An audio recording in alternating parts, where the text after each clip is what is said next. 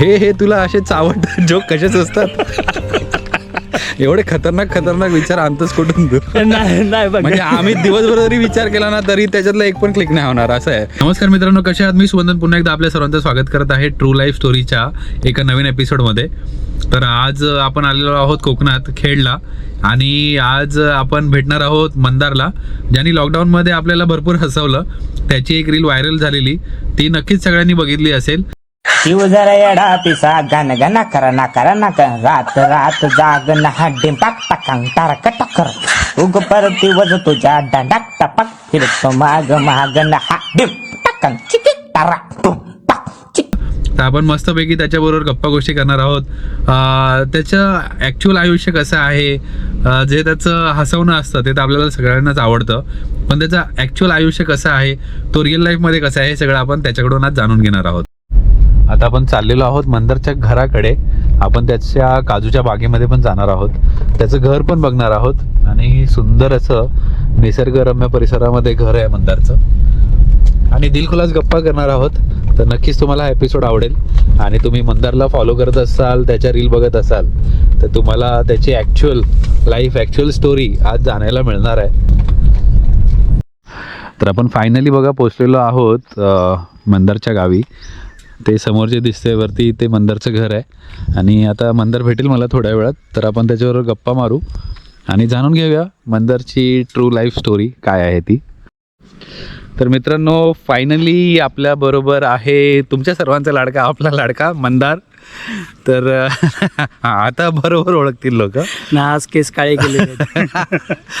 तर मंदारची मी तुम्हाला येताना सांगितलं, मंदारची जी रील होती पहिली लॉकडाऊनमध्ये मंदारने केलेली खिडकीमध्ये बसून, ती एवढी व्हायरल झालेली, म्हणजे त्यावेळी सगळ्यांनीच बघितलेली, मी पण बघितलेली मंदारला भेटायच्या अगोदर.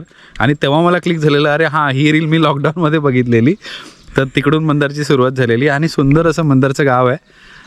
तर आता आपण मंदारबरोबर मारूया गप्पा आणि जाणून घेऊया मंदारची ॲक्च्युअल लाईफ कशी आहे. जो स्क्रीनवर तुम्हाला मंदार दिसतो हसवताना किंवा डबल मिनिंग जोक्स वगैरे करताना, हे त्याला सुचतात कसे एवढे भारी भारी. आणि आपल्या आयुष्यामध्ये कोणतरी एक जण असा असतो की जो आपल्याला हसवत असतो आपल्या टेन्शनमधून वगैरे, तर ते काम मंदार खूप मस्त करत असतो. आता त्याचे पॉझिटिव्ह निगेटिव्ह पॉईंट्स वगैरे सगळे आहेत, ते आपण सगळे जाणून घेऊया मंदारकडून. तर मंदार, स्वागत आहे तुझं आपल्या चॅनलमध्ये. नमस्कार. आपलं ट्रू लाईफ स्टोरीजमध्ये. आणि ह्याच्यामध्ये आपण अशाच ज्या बिहाइंड द स्क्रीनच्या लाईफ असतात आपल्या, की आपण स्क्रीनवर लोकांना काय दिसतोय पण ॲक्च्युअल आयुष्य आपलं कसं आहे ते जाणून घ्यायची ना लोकांना उत्सुकता असते. तर ते लोकांपर्यंत पोहोचवायसाठी आपण हे चालू केलं आहे. तर तुझा एक छोटासा परिचय तू दे परत, लोकांना माहीतच आहेस तू. बरे, इंस्टाग्रामवरती आता म्हणजे मी तसे वेगवेगळे अशा आयडीज चेंज करत आलेलो. आता सध्या नुसती वसाडेगिरी या नावाने, पण मेन नाव मंदार मोरे. हो, स्टार्ट कोणत्या नावाने केलेलं? मंदार. मी सुरुवात मंदार मोरेनेच केलेली. मंदार मोरे मंदार के, मोरे मंदार केनी सुरुवात झालेली. डेक्स्टर्स लॅबोरेटरी म्हणून एक कार्टून यायचा, त्याच्यामध्ये एक मॅन्डार्क करून एक कॅरेक्टर होता. ते स्पेलिंग अशीच होती, मंदार आणि के पुढे, सो ते मोर मॅन्डार्क, मोरे मंदार के. ते स्पेस नाही ठेवली आपण, तर ते मोर मॅन्डार्क होतं. ते मंदारचं ते डिक्शनरीचं नॉलेज भरपूर खतरनाक आहे, म्हणजे इंग्लिशचा इन्फ्लुएन्स मंदारवर जबरदस्त आहे. आता म्हणजे आपण तुझ्या लहानपणापासून चालू करूया. हो. तुझा जन्म कुठला? माझा जन्म लालबाग, परळ. अच्छा, म्हणजे तू प्रॉपर मुंबईचा, बॉर्न अँड बॉटअप मुंबईचाच आहेस तू? मुंबई. हां. त्याच्यानंतर 2 वर्ष आम्ही लालबागला होतो. त्याच्यानंतर मग वडिलांनी दहिसरला रूम घेतली. आम्ही दहिसरला 2010 पर्यंत दहिसरला होतो. तिथे शाळा होती, इंग्लिश मिडियमची शाळा होती. आमचे जे प्रिन्सिपल जे होते ते मुंबईचे शरीफसुद्धा राहून गेलेले आहेत, मिस्टर अल्बर्ट फर्नांडिस पिंटो. त्यांची ती शाळा म्हणजे रायन इंटरनॅशनल स्कूल, जी त्यांची शाळा जी आहे तीच ही एक सेंट मेरीज, म्हणजे Saint Xavier's groups of school आपण म्हणू शकतो. सो सेंट मेरीजमधून माझं शिक्षण झालं. त्याच्यानंतर दहिसरमध्ये मी मातृछाया कॉलेजमध्ये गेलो, ज्युनियर कॉलेज होता. कारण का बेसिकली मला कॉलेज अशी शिकण्याची इच्छा नव्हती. कुठून तरी ना माझ्या डोक्यात असं घुसलेलं म्हणजे होतं अभ्यास की- करायचा नव्हता. नाही. त्याला अभ्यास करायचा नव्हता. आमच्या दोघांचं एकसारखं आहे कुठेतरी. कुठून तरी आहे ना, मी 5वी-6वी मध्ये असताना आपल्याला ज्या इयरली प्लॅनर असतो, बरोबर. डायरी जी असते, हो हो. त्या डायरीमध्ये खालती असे कोट्स लिहिलेले असतात वेगवेगळे. हा. तर तिथे मी एका याच्यामध्ये एका पेजवरती वाचलेलं की शाळेपेक्षा जास्त ज्ञान बाहेरच्या जगात मिळतं. आणि ते तू शोधायला निघालास ना. आणि ते मी शोधायला निघालो, म्हणून मला शाळा शिकायची नव्हती. मग तू कॉलेज पर्यंत तिथे होतास मुंबईला? हो, म्हणजे हा. कॉलेजचा सीन पण असा झाला ना की मला 10वी पर्यंतच शिक्षण घ्यायचं होतं, त्याच्या पुढे मला कॉलेज शिकायचंच नव्हतं. ओके. आणि तेव्हापासूनचं माझं एक डोक्यात हे होतं की वन फाईन डे मी माझ्या गावी जाणार. तर म्हणजे तेव्हा तू पॅरेंट्सना सांगितलं मला पुढे शिकायचं नाही? हो, सांगितलं. पण कसं आहे की आपली मुंबई, हा. सो ते धावतं आयुष्य, बरोबर. आणि त्या धावत्या आयुष्याशी आपला एक मुकाबला झाला पाहिजे, आपण त्या ह्याचे झाले पाहिजे. म्हणून मला वडिलांनी सांगितलं की कॉलेज लाईफ जग, कॉलेज काय असतं ते बघ. एक्सपिरियन्स करते सगळं. कारण काय, शाळेमध्ये आपण 10-12 वर्ष फक्त त्या युनिफॉर्म मध्ये असतो. बरोबर. कॉलेजमध्ये गेल्यानंतर आहे ना, आपण खरं आयुष्य जगायला सुरुवात करतो. तू ट्रेनने जाशील, ट्रेनच्या गर्दीशी, मुंबईच्या ट्रेनच्या गर्दीशी तुझा सामना होईल. हा, म्हणजे ती स्पर्धा गरजेची आहे. हा, ती लोकलची. स्पर्धा गरजेची आहे, मुंबईच्या. लोकलची. हा. त्याच्यानंतर कॉलेजमध्ये शाळेमध्ये वर्गात फक्त 50-60 मुलं असतात. कॉलेजमध्ये 150-150 मुलांचा वर्ग असतो. बरोबर. वेगवेगळ्या शाळांतून आलेली मुलं असतात. सोशल व्हायला मिळतं हा, आपल्याला. आणि ही लहानपणापासून 10-12 वर्ष तुझ्या अतिशय ओळखीची झालेली मुलं आहेत, बरोबर. पण ही नवीन मुलं असतील. बरोबर. सो एक वेगळं आयुष्य तुला जगायला मिळेल, म्हणून ऍटलिस्ट 12वी पर्यंत तरी एक्सपिरियन्स कॉलेज घे, कॉलेज कर तू. हा वडिलांचा हट्ट होता. ओके. मी काय केलं, दहिसरच्या दहिसरमध्ये शेजारीच, म्हणजे एक 7-8 बिल्डिंग सोडून, हा. मी दहिसर स्टेशन पासून विद्या मंदिर मार्ग करून रोड आहे तिथे राहायचो, आणि हे सावेनगर करून आहे, सावेनगरच्या बॅक साईडला. हा हा. म्हणजे चालत ना सोबंदन तू 5 मिनिटात पोचशील कॉलेजला. अच्छा. 5 मिनिटात वॉकिंग डिस्टन्स. तिथे मी गेलो आणि तिथला ऍडमिशन डायरेक्ट फीज वगैरे 6 महिन्याची फीज वगैरे भरून आलो. आणि वडील नंतर मग असे वैतागलेले ना, ते बोलले, अरे तुला कॉलेज का करायला सांगितलेलं मी? जरा बसने ट्रेनने प्रवास करण्याचा तुला एक्सपिरियन्स येईल, स्ट्रगल घे, तो पुढे तुला कामाला येईल, आणि तू इथल्या ढेंगभर अंतरावरती जाऊन कॉलेज. मग इकडे कधी आलास कोकणात? ते हे सगळं झालं. त्याच्यानंतर मग मी 2011 साली, लव्ह मॅरेज आहे माझा, 2011 साली लग्न झालं. ते जे अर्धवट शिक्षण सोडत त्यांचे जास्त लव्ह मॅरेजच असतात. हा, दुनियादारी जरा जास्त शिकतात ना ते. हा, मग लव्ह मॅरेज झालं, आणि लग्नानंतर बायको पण खूप काय म्हणतात ते समजून घेणारी, किंवा काय, मुंबईला वाढलेल्या मुली काही प्रमाणात असतं की गावची लाईफ सूट नाही करत त्यांना. बरोबर बरोबर. एकदम असं वेगळं वाटतं, कारण काय त्या धावत्या मुंबईची कठीण होतं कधी ऍडजस्टमेंट. पण ही लगेच तयार झाली. हिला म्हणजे ह्या अशाही काही आहेत ज्यांना धावपळीचा कंटाळा आलेला असतो, म्हणून त्यांना गाव पाहिजे असतं. म्हणजे तेव्हा तू डोक्यात सेट केलं मला मुंबईची धावपळ नकोय, मला एक निवांत आयुष्य नाही, हवं. ते मी खूप आधीच हे केलेलं होतं. 7वी-8वी मध्ये असतानाच मी ठरवलेलं होतं की एक पॉइंट आला की त्याच्यानंतर मी गावाला जाणार. ओके. युजली आपल्यातली माणसं करतात कशी, आयुष्यभर मुंबईला नोकरी करतात. बरोबर. आयुष्याच्या शेवटी म्हणजे 50-60 वर्षाची झालेली असतात तेव्हा ते नोकरी करून त्या प्रवासामुळे थकलेली असतात, आणि नंतर मग तो रिटायरमेंटचा पैसा घेऊन गावाला येतात. काही करत नाहीत, तो फक्त बँकेत ठेवतात, त्याचं व्याज खात असतात आणि आयुष्य जगत असतात. आणि तेव्हा ते एक सर्टन एज नंतर आपल्याला काय आजार असतील, आपण किती फिट असू, हे सगळं एन्जॉय करण्यासाठी. म्हणून जोपर्यंत आपल्यात जोश आहे, आपल्यात ताकद आहे, जर गावाला आपलं काही आहे तर वेळेत गावाला या.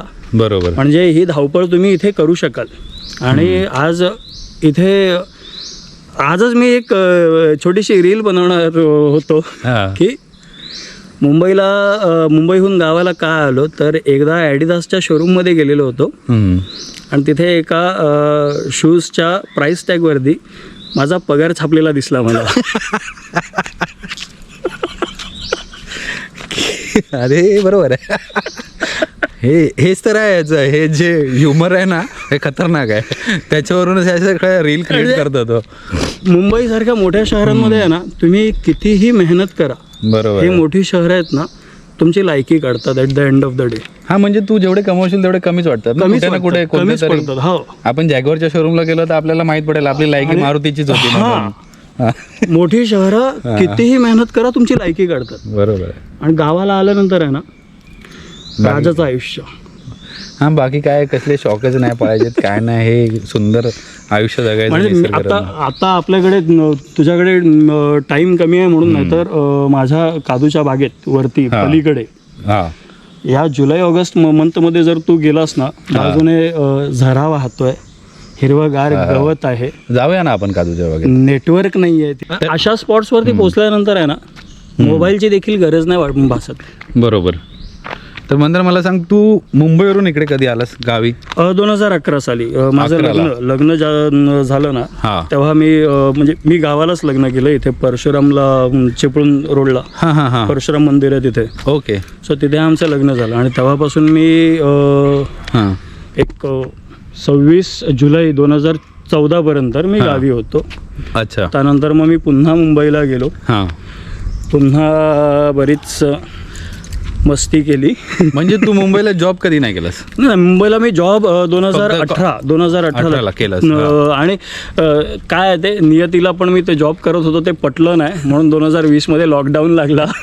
ही चांगली कारणं आहेत. आणि 2.5 वर्षातच हां. त्या नोकरीला पूर्णविराम लागला. अच्छा, म्हणजे मुंबईला जॉब केला. मला वाटलं तू कॉलेज पासआउट करून डायरेक्ट मग लग्न करून मग इथे सेटल झाला. 4 जून 2018. हा मग इथे तुझी काजूची बाग आहे. हा. बरोबर. आता तुझ्या व्हिडिओज मध्ये पण तू दाखवतोस. हो हो. आणि तू एक शेतकरी कसा राबतो तसं तू सगळं करतोस. ते खूप चांगली गोष्ट आहे. म्हणजे लोकांनी आता इथले सगळे जागा वगैरे अशीच सोडले हा. आणि लोक जॉबच्या मागे लागलेत. इथल्या जागा त्यांच्या आता विकायला पण काढल्यात लोकांनी. हो. त्या विरुद्ध तू काहीतरी करतोयस. हा. तर ती एक चांगली गोष्ट आहे. आणि काजूची मग कधीपासून फार्मिंग चालू केलीस तू?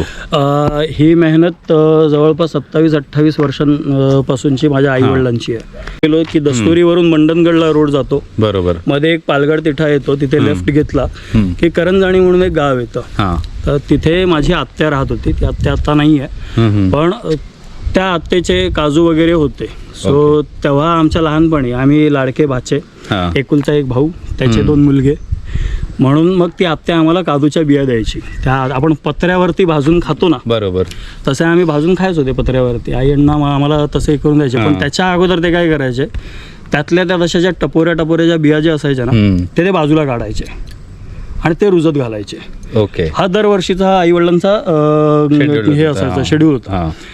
त्याच्यानंतर मग हळूहळू करत काहीतरी 96-97च्या दरम्यान काहीतरी नारायण राणे काहीतरी मुख्यमंत्री होते. तेव्हा आपल्या इकडे एक स्कीम आलेली की तुमच्याकडे जागा असेल तर सरकार तुम्हाला झाडं देईल. ती झाडं मोठी झाली की त्याच्यानंतर मग त्या प्रत्येक झाडामागे तुम्हाला एक ठराविक रक्कम मिळेल. बरोबर. याच्यामध्ये माझ्या वडिलांनी 600 काजूची झाडं लावली. कारण काय, वडील एकटेच आहेत आणि जमीन वगैरे पण व्यवस्थित आहे. बरोबर. त्या दरम्यान पूर्ण 9.5 एकरला वडिलांनी अगोदर कंपाऊंड घालून घेतलं. ते दगड मातीचं जे कंपाऊंड वडिलांनी केली. दगड मातीचं जे कंपाऊंड असतं ना, ते 3 फुटाचं कंपाऊंड 9.5 एकरला घालून घेतलं. ओके. आणि त्याच्यात सगळी लागवड केली.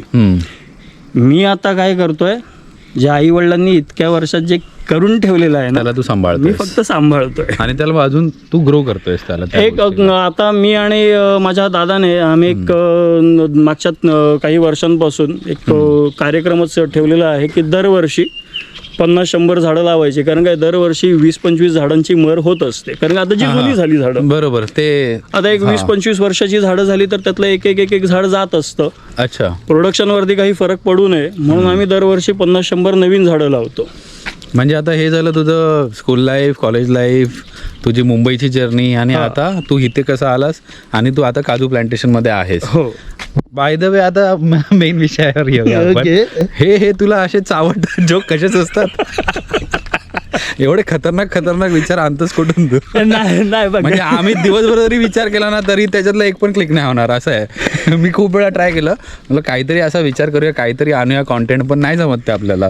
हे ह्युमर कुठून आलं तुझ्यामध्ये आणि कसं आलं?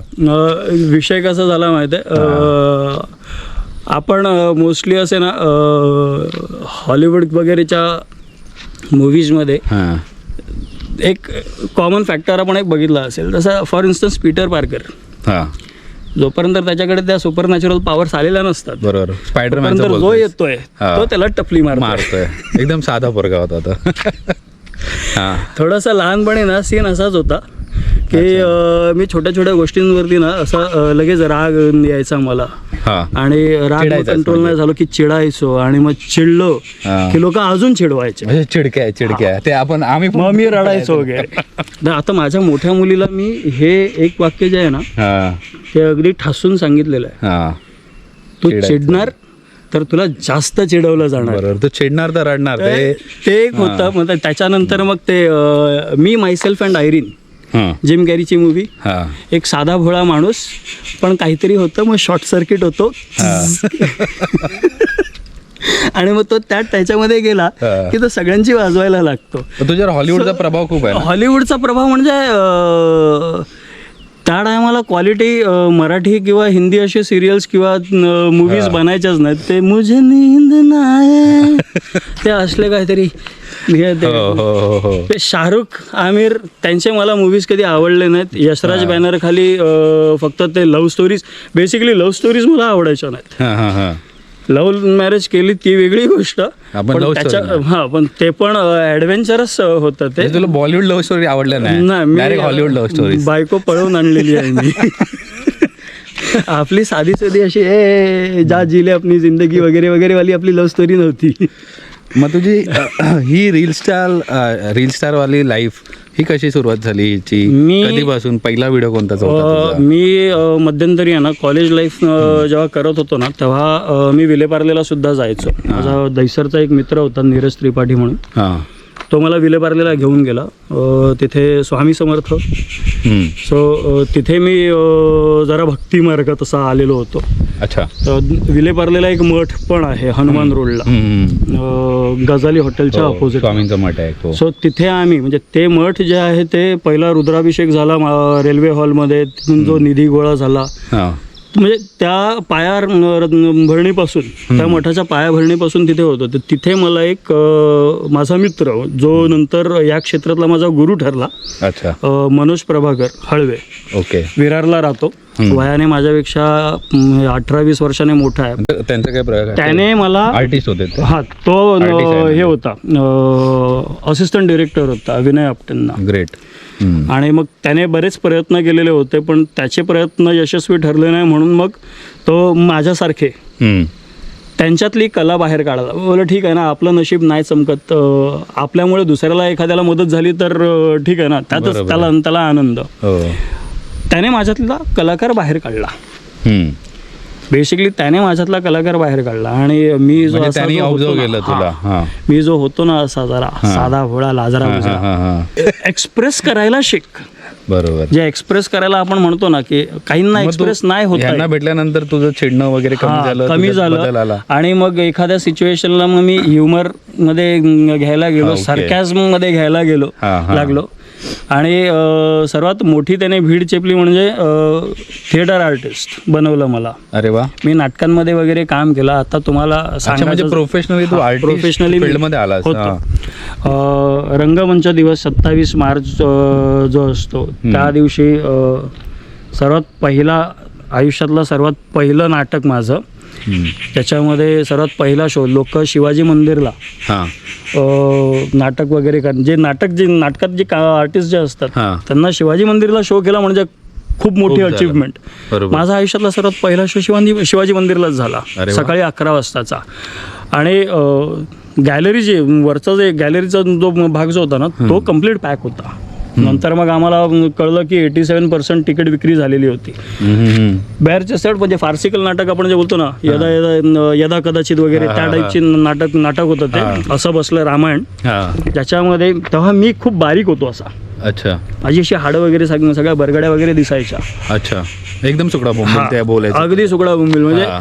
कंबर माझी तेव्हा 24ची होती. काय बोलतो, मुलींना कॉम्प्लेक्स द्यायचा. 0 फिगर. 0 आणि हे वयाच्या 19-20व्या वर्षीची गोष्ट सांगतोय मी. 2001 साली, म्हणजे 19 वर्षाचा होतो मी तेव्हा. 2001 साली मार्च महिन्यामध्ये या साईडने अशा बरगड्या वगैरे दिसत आहेत. म्हणजे हा असला सुकडा बोंबील. कॉमेडी नाटक होतं रामायणावरती, त्याच्यामध्ये मी रावणाचा रोल प्ले करत होतो. हे असं दाखवलं गेलेलं होतं. म्हणजे मंदोदरीकडून पीडित नवरा. ओके. आणि असं आपल्याला फक्त खाली धोतर, हां हां हां हां. वरती अंगात काही नाहीये. फोटो वगैरे आहेत तुझ्याकडे ते? नाही, त्या टायमाला नव्हतं ना ते काय डोक्यात. आणि असा मी तो जवळपास 500-550-600 लोकांच्या गर्दीसमोर स्टेजवरती मी गेलो. ती फर्स्ट एंट्री होती तुझी? ती फर्स्ट एंट्री. आणि जे काय मला डायलॉग्स वगैरे होते ते डायलॉग्स मी बोललो. आणि लोक टाळ्यांच्या कडकडातात वगैरे वगैरे वगैरे. आणि नंतर मग मला जवळपास एक 20-22 जण येऊन, नाटक संपल्यानंतर 20-22 जण येऊन मला भेटली.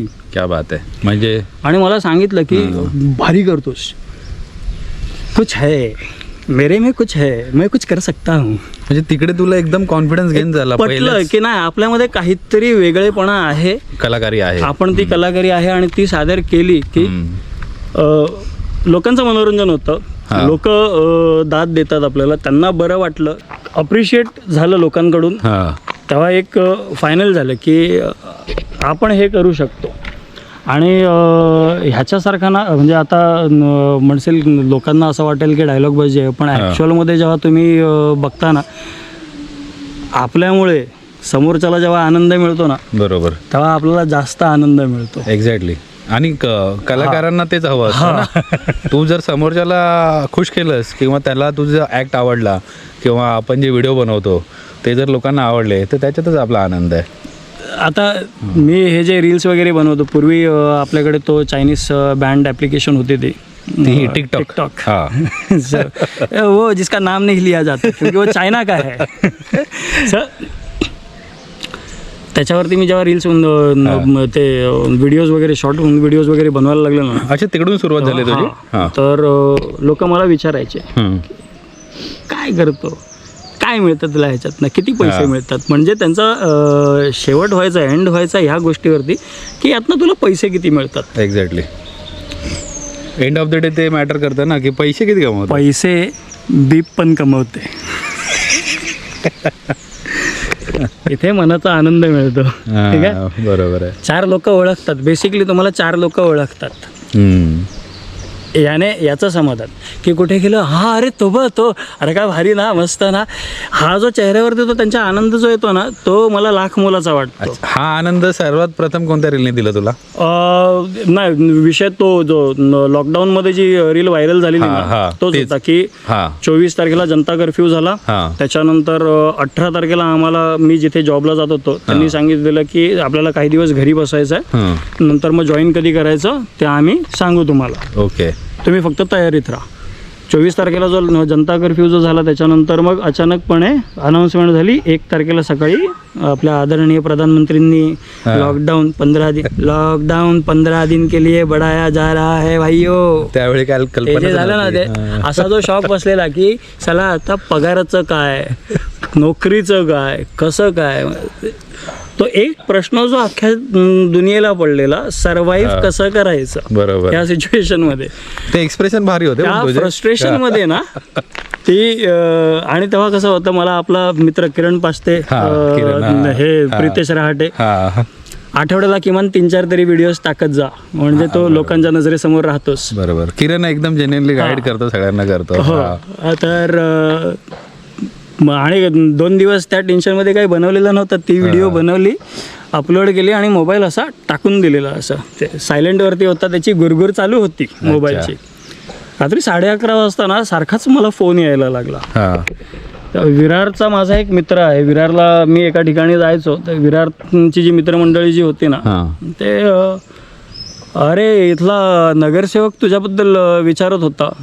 लोक का रे, बोला हा पोरगा आपल्या इथे येतो ना. बोललो हा, मग काय विषय काय. बोला अरे दादा तुझा व्हिडिओ व्हायरल झालाय. अच्छा, तुला माहितच नव्हतं ते? मला माहितीच नाही. ओके, तू बघितलंच नाही. काहीतरी 650-700 फॉलोअर्स असतील तेव्हा. हा, ते डायरेक्ट दुसऱ्या दिवशी 13,000ला पोचलेले अरे होते. डायरेक्ट 13,000ला पोचलेले होते. म्हणजे ह्याच्यावरती त्या टिकटॉकवरती 1.2 मिलियन शेअर्स होते त्याचे. 1.2 मिलियन शेअर्स होते. व्ह्यू तर खतरनाक गेले व्ह्यूज तर असतील ना? त्याच्याही पेक्षा माझ्या मी जो हॅशटॅग जो वापरायचो मोरे मंदारके, हा हा त्या हॅशटॅगला 10 मिलियन व्ह्यूज हे होते. ग्रेट. चा आकडा होता. म्हणजे तुझी पहिली सक्सेसची पायरी ती होती हा, as a आणि reel star. आजही मला लोक विचारतात. मी आजही ना माझ्या इंस्टाग्रामच्या अकाउंटमध्ये पिन करतो ना आपण व्हिडिओ, हो बरोबर. हा, तो पिन मध्ये तुझा पहिली पिंड व्हिडिओ माझी तीच. हा, तीच दिसते. आजही लोक मला विचारतात, अरे ते तुम्ही तेच ना ते खिडकीतले? मी म्हणलं, हो खिडकीतला, कधी दरवाजात आलोच नाही. आणि आता आता रानात असतो मी. आता मी डायरेक्ट रानात असतो. अच्छा, तू ते चावट जोक कधीपासून चालू झाले? चावड जोक म्हणजे हे आत्ता 2023च्या मी ना फक्त एक आहे, मी छोट्या छोट्या गोष्टी विसरतो. चावी कुठे ठेवली, काय कुठे ठेवलं, काय कुठे अच्छा. ठेवलं, पण मला तारखा लक्षात राहतात. कारण का त्या तारखा ज्या आहेत ना हां. त्या लँडमार्क होत्या. ओके. टिकटॉकवरती पहिला व्हिडिओ जो मी बनवला हा, तो 7 नोव्हेंबरला बनवलेला 2019ला. अरे वा, म्हणजे ती तिथून- तारीख हा. तुला नेहमी लक्षात राहील. ती कारण आणि आहे आता तिथून लक्षात. मला हे माझी कलाकारीची खाज मिटवण्यासाठीचं मला एक साधन मिळालं. हा. त्याच्यानंतर 1 एप्रिल 2021ला हा. 2019ला 7 नोव्हेंबरला मी सुरुवात केली. हां. 2020च्या 1 एप्रिलला हा. लॉकडाऊनमध्ये माझा व्हिडिओ व्हायरल झाला. म्हणजे 5 महिन्याने 5-6 महिन्याने. ओके. त्याच्यानंतर हे 10 ऑगस्टलाच काहीतरी बहुतेक हे बंद झालेलं आपलं ॲप्लिकेशन बंद झालेली ती. बरोबर. आणि 2021ला आणि 2023च्या 10 ऑगस्टला मी पुन्हा इथेच वाडीतच एक मुलगा राहतो, जरा वयाने लहान आहे, त्याच्याबरोबर सर्वात पहिली चावट व्हिडिओ बनवलेली, ती सुद्धा मी पिन करून ठेवलेली आहे. हो. दाबायचे 500 रुपये. ती मी सेकंड व्हिडिओ पिन करून ठेवलेली आहे. त्याच्यानंतर तुम्हाला अजून एक पिंड व्हिडिओ दिसेल. म्हणजे मी लॉकडाऊनच्या दरम्यान 2020ला कोविड वॉरियर्स होते ना, ते जागोजागी ते बीपी किट घालायचे वगैरे वगैरे, ते सुद्धा काम केलंय मालाड आणि कांदिवलीच्या एरियामध्ये. अच्छा. आणि दहिसरच्या कोविड सेंटरमध्ये सुद्धा 4 महिने होतो मी. हा. ओके. So तिथे लॉकडाऊन सुद्धा- मध्ये ते हा. पण So केलं. तिथे सुद्धा मी लोकांची जमेल तेवढी सेवा केली. सेवा कसली, 15,000 रुपये पगार मिळायचा मला त्याचा. चालेल, आता जाऊया तुझ्या काजूच्या बागेत आपण. काजूची बाग बघूया. हो, ओके, नक्की नक्की. चला आता आपण मंदारची काजूची बाग पण बघूया. कारण मंदारचं पॅशन वेगळं आहे जे आपण ऑन स्क्रीन बघतो, पण मंदारचं जे प्रोफेशन आहे ना ते आपण बघत आपण मग पुढचे विषय डिस्कस करूया आणि जाणून घेऊया मंदारला अजून व्यवस्थित.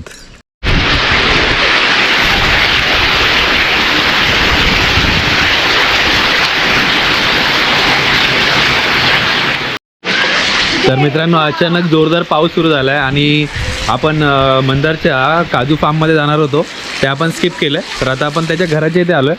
सुंदर एक गावचं घर कसं असतं तसं एक मंदारचं सुंदर घर आहे. तर मी तुम्हाला घर पण दाखवतो, मंदारची फॅमिली पण दाखवतो. हे बघा. बरं, अचानक आलेला आहे तर त्याच्यामुळे थोडासा घरात पसारा आहे. नाही, हरकत नाही, हे सगळ्यांच्याच घरी असतं. तर हे आमचे फादर, परमपूजनीय पिताश्री माझे अण्णा, वडील, मंदारचे वडील. ती तिथे फोटोत बसली, ती माझी मम्मी आहे. येस. आणि ही the strongest man of our house माझी बायको, होम मिनिस्टर. ही मंदारची छोटी मुलगी. हाय, नाव सांग. चॉकलेट जास्त खाते ना ती दिदी आमची मैत्रेयी मंदार. हिच्या पण रील्स असतात ना, छान ऍक्टिंग करते ही, खूप छान ऍक्टिंग करते. हा उभरता कलाकार क्रिशा मंदार मुले. हो, आणि वहिनींचे पण असतात ना रील्स. मंदारचं घर पण सुंदर आहे, एकदम छान घर आहे. तर आता आपण वरती गॅलरीमध्ये बसून जरा गप्पा मारूया. हे बेडरूम आहे. हा, पाऊस चालू झाला आहे आणि ही मस्त अशी मंदारची बॅल्कनी जी आम्हाला नेहमीच आवडते. इथे आलं की बैठक आपली इथेच असते. हा टेबल फक्त काच फुटलेली आहे ना, तो उलटा गेलेला असतो. सुंदर गाव आहे खरंच. बघा, उजवीकडे मंदिर दिसतंय आणि आता पावसाळ्यानंतर तर असं हिरवळ झालं ना, आणि याची ही हे खूप भारी वाजते.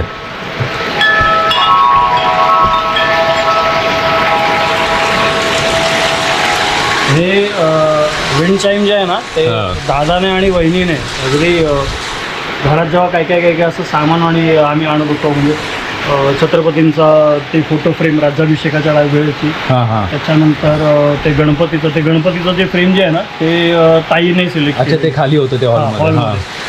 तेव्हा दादाने हे शोधलेलं होतं. ओके, छान आवाज येतो. एवढं म्हणजे असं सहजासहजी हे अशा ह्या साऊंडवाला लगेच मिळत नाही. तर मित्रांनो, जोरदार पाऊस सुरू झाला आहे आणि आपलं काजू फार्म कॅन्सल झालं आहे. आणि मंदारने सांगितलं आता गवत वगैरे पण भरपूर आहे तिकडे, तर थोडं रिस्क आहे. त्याच्यामुळे आता आपण घरी बसूनच गप्पा मारतो आहे. तर आता उर्वरित गप्पा गोष्टी करूया मंदारबरोबर, जाणून घेऊया अजून काय काय आहे, मंदारचं आयुष्य कसं आहे, लाईफ कशी आहे. सीडी अटकण्याची रील तुझी ती भाई खतरनाक नाही, ह्या बऱ्याचशा माझ्या रील्स ज्या आहेत ना त्या रिलेटिव्ह का वाटतात माहिती आहे, रिलेटेबल का वाटतात, कारण घडलेलं असतं ते प्रसंग, आपल्याबरोबर ते घडलेले आहे. बरोबर, म्हणून लोक रिलेट करतात. भरपूर रील बरोबर आम्ही पण रिलेट केलंय, होतात. 100 50 किस्से माझ्याबरोबर घडले, तर उरलेले 50 किस्सेतले 10 किस्से तुझ्याबरोबर. मग संध्याकाळी नाक्यावरती जे एकत्र जमायचा, भाई माहिती आहे तुला भेंडी आज ना असं झालं, आज ना तसं झालं, त्या सगळ्या गोष्टी तो एक वेगळा टाइम होता. त्या गमती जमती लक्षात राहतात. तू व्ह्युअर्सना कुठेतरी क्लिक करतो तेव्हा ते तुला अट्रॅक्ट होतात. आता काही जणांना लक्षात सुद्धा आलंय की आदित्यच्या नावाखाली खपवतो. बरे आदित्य, तुला अगोदर सांगतो, आता मागे एक रील बनवलेली उगाचच्या उगाच आहे ना, पॉलिटिकल टच देण्याचा लोकांनी हे केला. पण इथे माझी एक आत्ते बहीण आहे, तिच्या दिराच्या मुलाचं नाव आदित्य आहे. अच्छा, एक गोष्ट क्लिअर करतोय आपल्या पॉडकास्ट मध्ये. तिथे माझे कोकण म्हणून जे न्यूज चॅनल आहे तिथे माझा पुतण्या कामाला असतो. तिथे माझा एक मित्र आहे आदित्य. ते ना इतके इनोसेंट आहेत ना की तू त्यांना शिव्या घातल्यास, बडबडलास ना, तर ते रिटर्न मध्ये तुला शिव्या येणार पण नाहीत त्यांच्या तोंडावरती. इतके इनोसेंट आहेत. मग अशा इनोसेंट पोरांना मला नाव घ्यायला त्यांचं आवडतं मला. आणि काही किस्से माझे असतात जे मी आदित्यच्या नावाखाली खपवतो, हे मी मान्य करतो. आता मंदार, थोडं तुझ्याकडे येऊया. ओके ओके ओके तुझ्याकडे येऊया. माझ्याकडे येऊया. तुझ्या आयुष्यातला एकदम आनंदाचा क्षण कोणता सांगशील? लगेच सांग. म्हणजे असं एकदम ज्याला तू एकदम मस्त एन्जॉय केलंस तो क्षण, असा कोणता क्षण? तसे एक ना अनेक आहेत आनंदाचे क्षण. कारण काय, मी एक ना अनेक सगळ्यात भारी एकदम. पण हे जे होतं म्हणजे तो पर्सनली माझ्या बरोबर नव्हता घडलेला, पण मी त्याला कारण मी होतो. माझ्या मोठ्या मुलीचा जेव्हा जन्म झालेला ना, तेव्हा इथे माझा आत्ते भाऊ आहे, त्याला 3 मुलगे आहेत. आणि वहिनी तिथे होती प्रेग्नन्सीच्या टायमाला. मैत्री मगाशी जी दाखवली ती, मैत्रीच्या जन्माच्या टायमाला वहिनी तिथे होती. आणि तो जो बाळाचा पहिला आवाज जो असतो ना, तो आवाज ऐकल्याबरोबर वहिनी आमची ऑपरेशन थिएटरमध्ये आतमध्ये डायरेक्ट शिरली. आणि मैत्रीला ते लपेटलेलं पण नव्हतं, व्यवस्थित पुसलेलं पण नव्हतं. म्हणजे थिएटर रूम असतो त्याच्यामध्ये. तोच माझी ती वहिनी आहे ना, मोठ्या मुलीला घेऊन फिरायला लागली. म्हणजे तो आवाज ऐकल्याबरोबर वहिनी अशी टणकन उडाली, मुलगी झाली आणि आत शिरली. अरे वा. आणि तिला एका बाईने विचारलं काय झालं, ते बोलली माझ्या दिराला मुलगी झाली. मुलगी झाली ना, मुलगी होण्याचा आनंद काय असतो तो मला माहिती आहे, मला 3 मुलगे आहेत. म्हणजे हा जो हिरो असतो ना, त्यांचा आनंद काहीतरी तो वेगळाच होता. तो नाही, खरोखर मुलगी होणं खूप मोठी गोष्ट आहे. आणि तुझ्या आयुष्यातली सगळ्यात आवडती व्यक्ती तुझी? बट ऑब्वियस माझी मोठी मुलगी, माझी आई, माझी छोटी मुलगी, फॅमिली. हा, कारण माझ्या मोठ्या मुलीचा आमच्या फॅमिलीमध्ये 40 वर्षानंतर आमच्या फॅमिलीमध्ये मुलगी झालेली आहे. ओके. इन बिटवीन जे काही झाले ते सगळे मुलगेच झाले.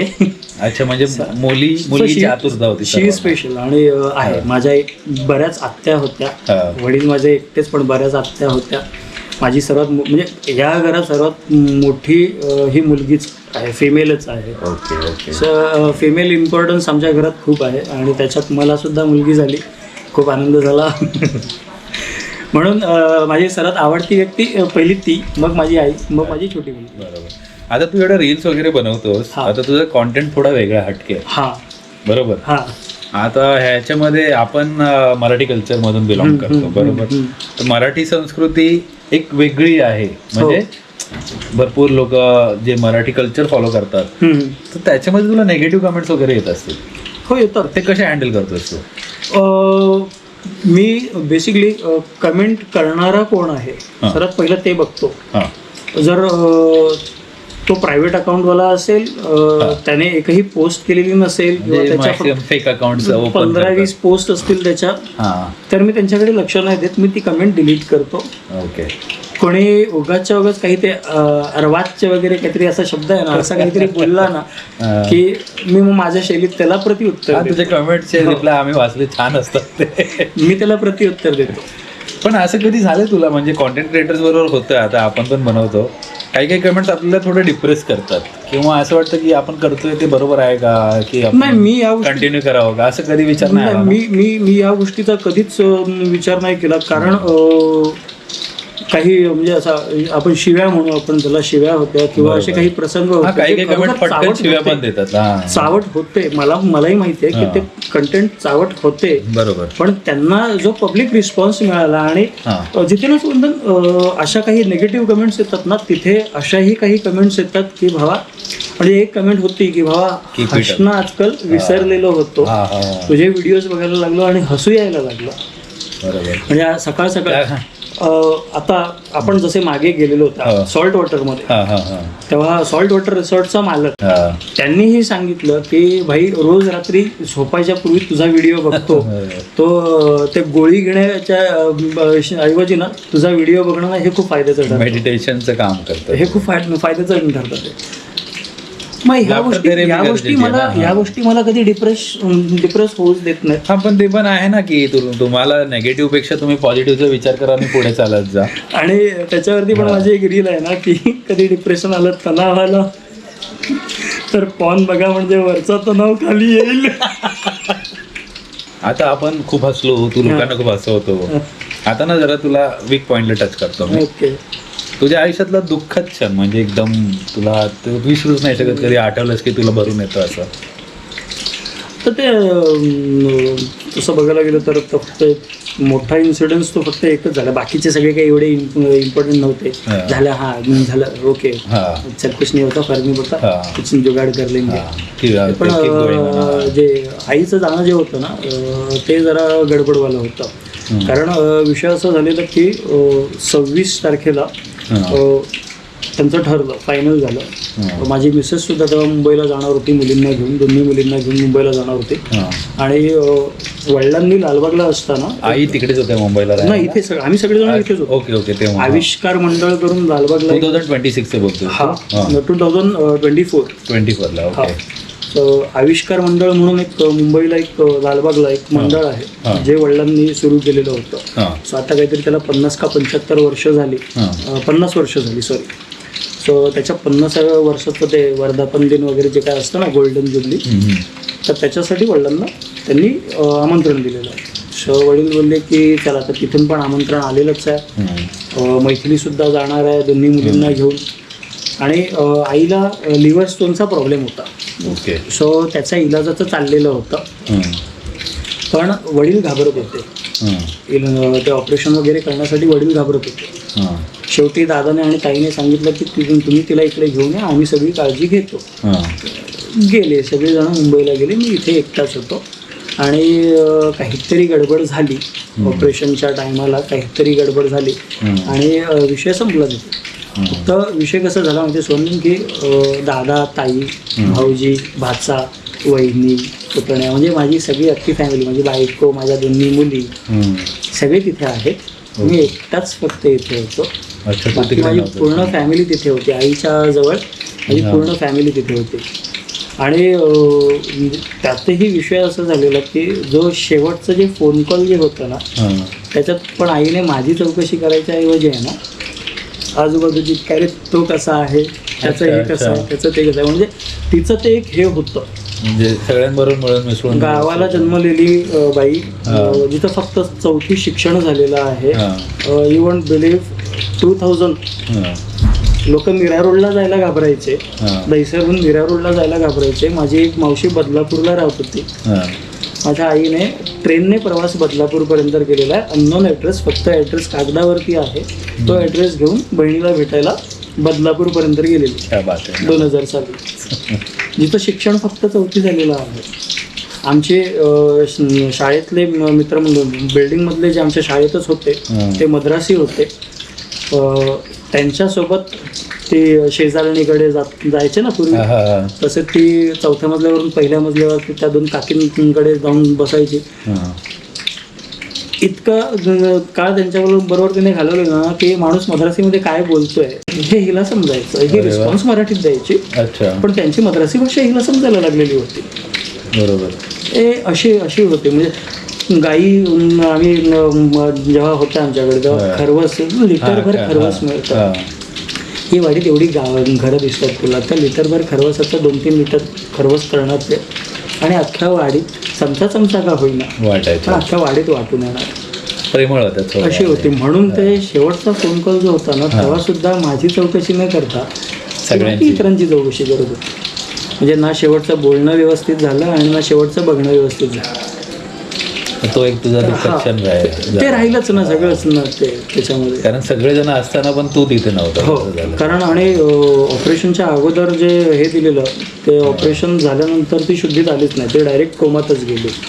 अच्छा. म्हणजे मी तेव्हा जरी तिथे पोचलो असतो तरी काय फक्त मी चेहरा बघू शकलो असतो, त्याच्याशी मला बोलता नसता. तुमच्या भावांमध्ये तू लाडका होता जायचा? जास्त लाडका कोण? दादा. अच्छा. म्हणजे ते असतं ना, कारण वडील माझ्या दादा म्हणजे मोठा भाऊ ना तुझा, तू लहान. आता मोस्ट फॅमिलीमध्ये आईचा लाडका छोटा मुलगा असतो. विषय असा झालेला की माझ्या जन्माच्या 1.5 वर्षानंतरच वडिलांची मध्य प्रदेशला बदली झालेली आणि वडील 4 वर्ष मध्य प्रदेशला राहिलेले होते. ओके. ते जेव्हा मध्य प्रदेशहून आले तेव्हा त्यांचा माझ्याकडे जास्त कल गेला. आता बाप बारक्या मुलाचे लाड करतं, आईने मोठ्या मुलाचे लाड करायला सुरू केलं. आणि आमची ताई माझ्या आजी आजोबांची लाडकी होती, घरातली मोठी ना. मग आता अजून काय तुझे प्लॅन्स आहेत? आता रील तर तुझ्या चांगल्या चालल्यात, चांगलं हसवतेस लोकांना. अजून काय यूट्यूबमध्ये काय करायचे तुला? म्हणजे मोठ्या ब्लॉग्स वगैरे मध्ये जाणार? नाही, मी आता हळूहळू आहे ना, लोकांची ती एक जी कमेंट जी आहे जी सातत्याने येते, भले ते ठीक आहे प्रायव्हेट अकाउंट किंवा फेक अकाउंट किंवा जे स्वतः काय करत नाहीत असली माणसं मला अशी कमेंट करतात, पण तरी सुद्धा आहेत ना, एक मला बघायचं आहे. मी जे चावट व्हिडिओ बनवायला लागलो त्याच्या अगोदर अवघे 800-850 फॉलोअर घेऊन होतो. नाही, पण चावट व्हिडिओ कॉन्टेंटच आहे ना तो, एक प्रकारचा एंटरटेनमेंट आहे. 80,000 फॉलोअर झाले, पण तरी सुद्धा ना मला एक बाजू अशी करायची आहे की शॉर्ट्सवरती, रील्सवरती हा चावटपणा चालू ठेवायचा आहे. बरोबर. पण काही दिवसांपूर्वीच एक 2-3 पोस्ट अगोदरच एका भावाने कमेंट केलेली होती की भाई तू कोकणात राहतोस, एक जबरदस्त ठिकाण आहे ते, सो आम्हाला कोकण दाखव, तुझं गाव दाखव. म्हणजे कोकण नाही दाखवू शकलास तरी हरकत नाही, पण तुझं गाव दाखव, तुझी लाईफस्टाईल दाखव इथली. बरोबर आहे. म्हणून आता मी बागेत मी आता व्लॉग्स वगैरे बनवायला चालू केले. कसे व्लॉग्स बनवतो, कधी हे दाखवतो कधी ते दाखवतो. आपल्या एरियाजची नावं कशी पडली, तसं चिंचेचा माळ आहे, कोत्रिकाची विहीर आहे, ह्याचा फौजदाराचा माळ आहे, ही नावं कशी पडली. ओके. हे मी माझ्या वडिलांकडून माहिती घेतो आणि मग लोकांना माझ्या ब्लॉगद्वारे दाखवतो. त्या ॲक्च्युअल स्पॉटवरती घेऊन जातो पॉसिबल असेल तर. आता मशरूम्स काढतानाच फक्त कसं आहे की या कामातनं मला एडिटिंगसाठी त्याला आपण इथे आळंबी म्हणतो, त्याचेही मी आता काही हे केलेले आहेत. मला एडिट करायचं, एडिटिंग फक्त बाकी आहे माझी ती. मी आता ग्रास कटर घेतलेला आहे जे बागेतलं, त्याच्यावरती मी एक छोटासा ब्लॉग बनवला, त्याची एडिटिंग बाकी आहे. तर हे असे सगळे मी व्हिडिओज आता बनवायला सुरू केलेले आहेत ज्याच्यामध्ये वसाडीगिरी नाही आहे. हा बरोबर, तो वेगळा कंटेंट असणार आहे. त्याचं वेगळं नाव काय? कोकणातलं गाव माझं. कोकणातलं गाव माझं.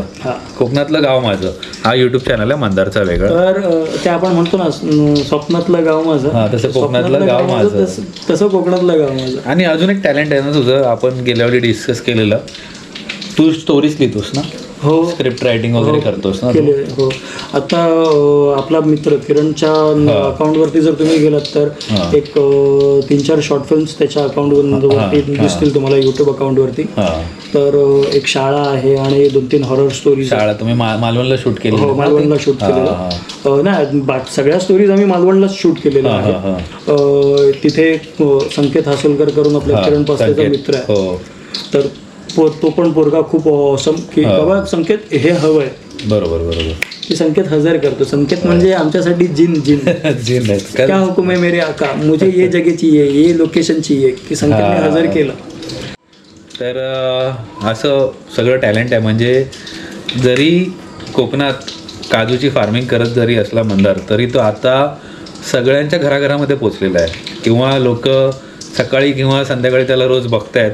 मग ती कुठेही असू द्या, ती मुंबईमध्ये असू द्या, पुण्यात असू द्या, किंवा देशाच्या कोणत्या तरी कानाकोपऱ्यात असतील, ती सगळी लोक मंदारला बघतात, त्याला प्रेम देत आहेत. नेगेटिव्हिटी असते, पॉझिटिव्हिटी असते, पण आयुष्यामध्ये आपल्याला पॉझिटिव्हिटी घेऊनच चालायचं आहे. तसं मंदारनी केलं आहे आणि आता तो ग्रो करेल अजून.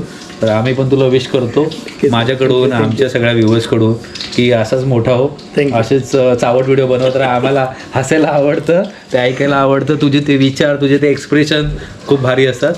आणि असंच ग्रो कर सगळ्यांच्या आशीर्वादाने. बाकी तुला काय व्यवस्था सांगायचं असेल व्हिडिओ समाप्त करायच्या पूर्वी तर तू सांगू शकतोस. फक्त एवढंच आहे की हळूहळू आहे ना एक खूप मोठा मेसेज मला पोचवायचा आहे.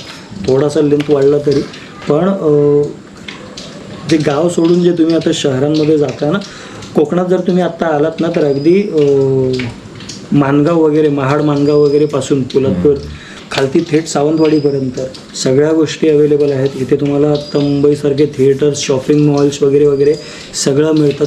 काही ठिकाणी तर कॉल सेंटर्स वगैरे पण सुरू झालेले आहेत. नोकऱ्या पण व्यवस्थित आहेत इथे.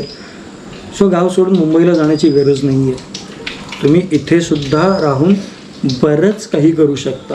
मी माझा जन्म मुंबईचा लॉकडाऊनमध्ये सगळं संपलं. जन्म मुंबईला झालेला होता पण लॉकडाऊनमध्ये सगळं संपलं. तिथनं उठून मी गावी आलो आणि गावी येऊन माजलो. सुखी झाला. तर होतंय, सगळं होतंय गावाला. काही खास अशी विशेष गरज नाही आहे मुंबईला. मुंबईला पैसा मोठा असला तर खर्चही मोठा आहे. एक्झॅक्टली. इथे तुम्ही चटणी भाकरी खाऊन झोपलात ना, कोणी विचारायला नाही, कोणाला कळत नाही. ते फुकटचं स्टेटस सांभाळण्याच्या नादामध्ये ना खूप वाट लागते. गावाला तुम्ही हाफ पॅन्ट आणि बनियानमध्ये अख्खं गाव फिरू शकता, कोणी तुम्हाला काही बोलत नाही. तिथे उगाच्या उगाच ना ते म्हणतात ना, केशात नाही दाणा आणि मला बाजीराव म्हणा, ते त्यातली गत आहे मुंबईला. गावाला अगदी मस्त ज्यूस पिवानू, कॅरम रमवानू, मज्जा निघाली. ठीक आहे. हा एक मेसेज होता तुमच्या सर्वांना, म्हणजे आपल्या कोकणातल्या मुलांना. तर तुम्हाला जसं पटेल तसं तुम्ही करू शकता, पण ॲटलिस्ट एकदा ट्राय तरी करा, असं आमचं एक जेन्युइन ओपिनियन आहे आणि सजेशन असेल तुम्हाला. तर मंदार, थँक्यू सो मच तुझा वेळ दिल्याबद्दल. थँक्यू. खूप मजा आली गप्पा मारायला तुझ्याबरोबर. समोर अशा पद्धतीत आणण्यासाठी सर्वात पहिले तुझे खूप खूप धन्यवाद. Thank you any time. तर मित्रांनो, आशा करतो तुम्हाला हा व्हिडिओ, ही मुलाखत, ह्या गप्पा मंदारबरोबर केलेल्या आवडल्या असतील. मंदारने दिलखुलास गप्पा केल्या, व्हिडिओ कदाचित मोठा झाला असेल, पण जेव्हा आपण काही भावना आपल्या एक्सप्रेस करतो तेव्हा व्हिडिओ लांबच होतात. जर तुम्हाला काही म्हणजे ओपिनियन्स असतील किंवा काही आमच्या ह्या मुलाखतीबद्दल मंदारला काही तुम्हाला सांगायचं असेल, कमेंट करायचे असतील, काही गुड विशेष द्यायचे असेल तर नक्की कमेंट करा. व्हिडिओ आवडत असतील तर नक्की चॅनलला सबस्क्राईब करा, शेअर करा, कमेंट करा आणि बेल आयकन दाबा, म्हणजे प्रत्येक व्हिडिओचे नोटिफिकेशन तुम्हाला येत राहतील. गरजेचे आहेत. कमेंट्स करा. हो, कमेंट्स करा. तर आता हे आपलं एक जर्नी सुरू झाली आहे आमची ह्या चॅनलची. ती अजून पुढे जात राहील. तुम्हाला असेच व्हिडिओ येत राहतील तुमच्यासमोर. आता अजून पुढे कोण कोण येते ते तुम्हाला माहीतच पडेल. आणि असेच प्रेम देत राहा आम्हाला, क्रिएटर्सना, मंदारला. All the very best for your journey. तर आता घेतो आम्ही तुमचा निरोप. भेटूया कोणत्या तरी पुढच्या व्हिडिओमध्ये, कोणत्या तरी पुढच्या मुलाखतीमध्ये, किंवा कोणत्या तरी नवीन स्टोरी बरोबर, कोकणातल्या किंवा हॉरर स्टोरी बरोबर. तोपर्यंत स्वतःची काळजी घ्या. नमस्कार.